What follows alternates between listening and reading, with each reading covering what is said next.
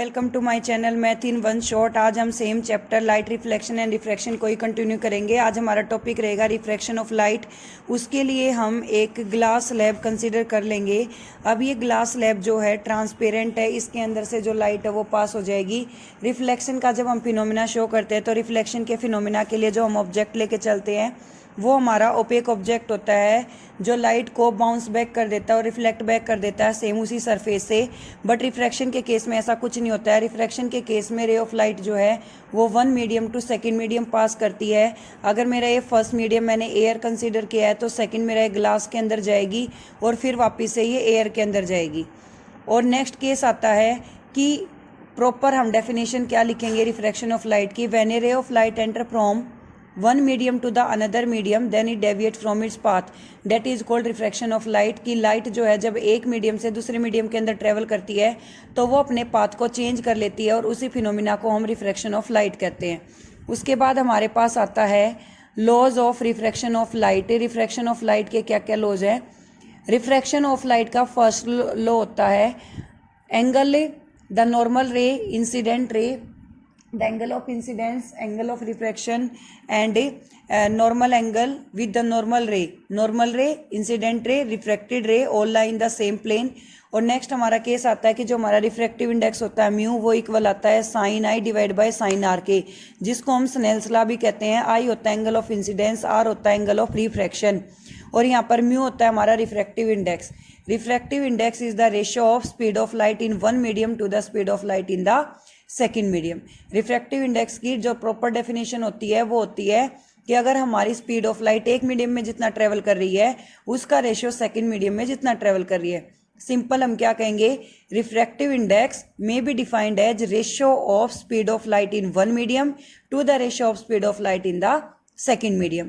अब यहाँ पर म्यू हमारा कांस्टेंट के इक्वल है तो ये साइन क्या है, हमने ट्रिग्नोमेट्री में मैथ में चैप्टर नंबर 8 में डिस्कस किए थे कि हमारे 3 ट्रिग्नोमेट्री फंक्शन होते हैं साइन, कोस और टेन।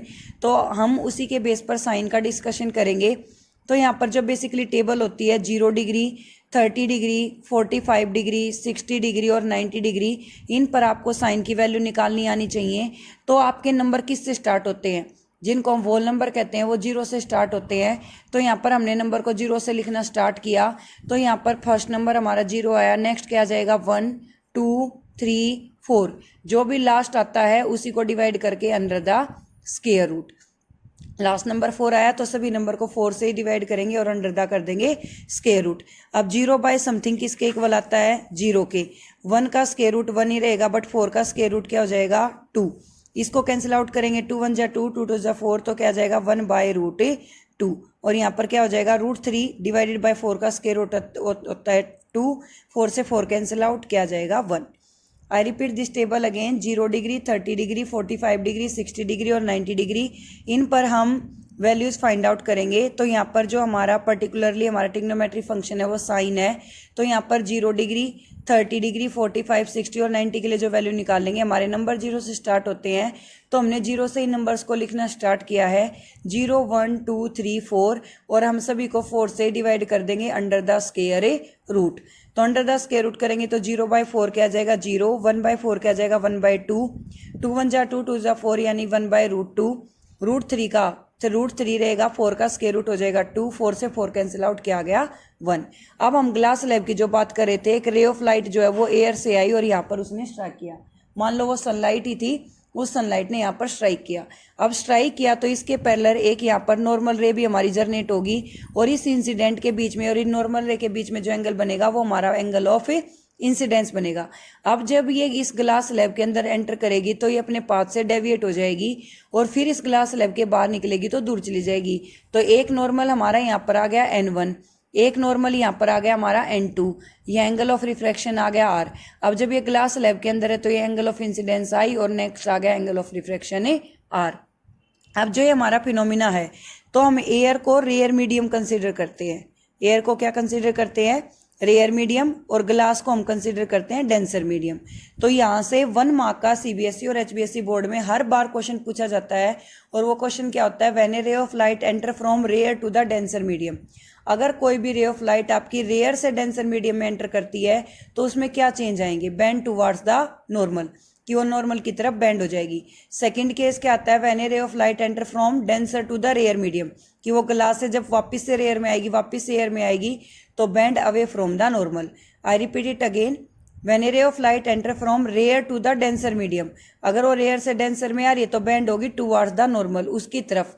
और अगर वो डेंसर से रेयर जा रही है तो अब वो फ्रॉम द नॉर्मल, यानी कि नॉर्मल से दूर भागेगी।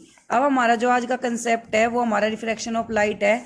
इस ग्लास स्लैब वाले पोर्शन को हम डिस्कस नहीं करेंगे, उसके अपोजिट वो मैंने ऑलरेडी आपको समझा दिया ड्रॉ करके। एक हमारा केस ये आता है कि अगर हम एक बीकर के अंदर पानी भर दें और उसके अंदर 1 रुपये का या 2 रुपये का या 5 रुपये का सिक्का डाल देते हैं, तो जब हम देखते हैं उसमें ध्यान से तो हमें ऐसा दिखाई देता है कि वो हमारा सिक्का ऊपर की तरफ उठा हुआ है, और वो एक्चुअली में किसकी वजह से होता है, रिफ्रैक्शन ऑफ लाइट की वजह से होता है। नेक्स्ट हमारा इसमें क्वेश्चन आता है कि अगर हम एक बीकर के अंदर पेंसिल रखते हैं तो वो पेंसिल हमें टेढ़ी दिखाई देती है, भले ही वो पेंसिल सीधी रखी हुई हो। तो पानी के अंदर आपको टेढ़ी दिखाई दे रही है, वो भी किसकी वजह से हो रहा है, रिफ्रैक्शन ऑफ लाइट की वजह से हो रहा है।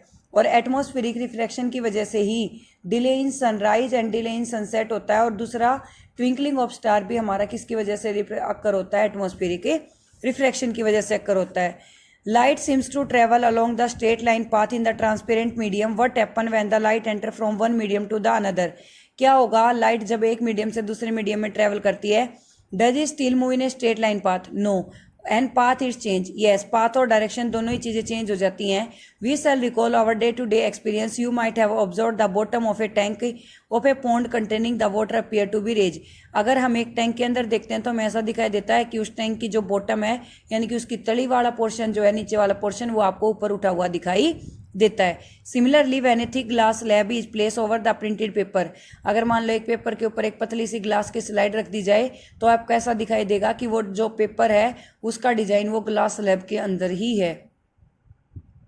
व्हाई डज इट हैपन, ऐसा क्यों होता है, due to refraction of light.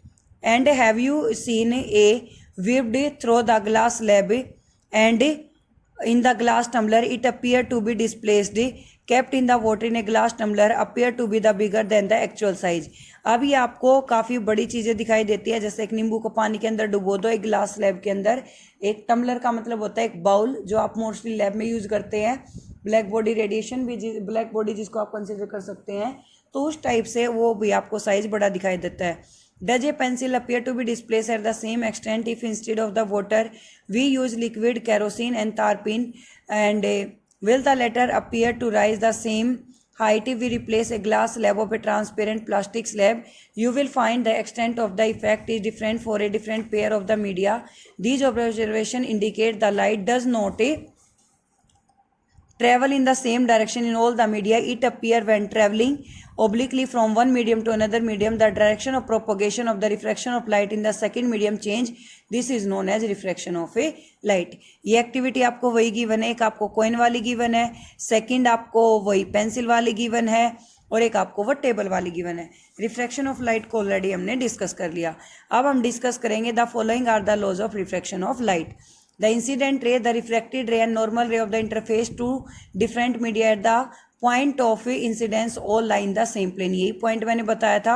The ratio of the angle of incidence to the angle of refraction at constant equal to constant color and far for the given pair of media. This is known as Snell's law। बहुत सारे बच्चों को, बहुत सारे लोगों को ही नहीं पता होता कि Snell's law कहाँ पर गिवन है। तो बेसिकली जो हमारा साइन आई और साइन आर का जो रेशियो रहता है, जो कि कांस्टेंट म्यू के इक्वल आता है, उसी को हम क्या कहते हैं, स्नेल्स लो। 0 से 90 के बीच में जो हमारी साइन की वैल्यू लाई करती है, this constant value is called refractive index, जिसको हम रिफ्रैक्टिव इंडेक्स कहते हैं। And second medium with respect to the first, पहले से दूसरे मीडियम के विद रिस्पेक्ट टू जो हमारा चेंजमेंट आता है स्पीड का, उसी को हम क्या कहते हैं, रिफ्रैक्टिव इंडेक्स। कल हम डिस्कस करेंगे नेक्स्ट वीडियो के पार्ट में refractive index. Thank you so much for watching. Bye.